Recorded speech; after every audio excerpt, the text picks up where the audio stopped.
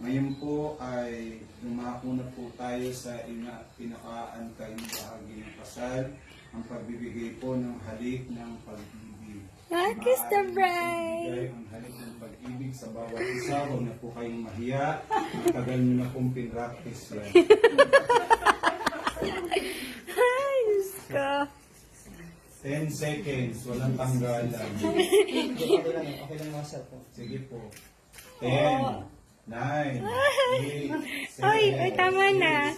5, 4, 3, 2, 2, 1. Congratulations! Magitan ng kapangyarihang ibinigay sa akin ng Diyos at ng ating banal na simbahan, ipinapahayag kung kayong dalawa ay iisa na kay Kristo.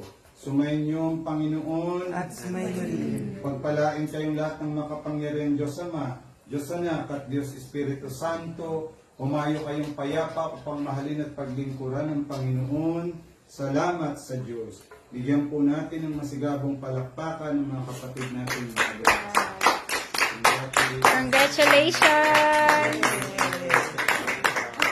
You're finally married!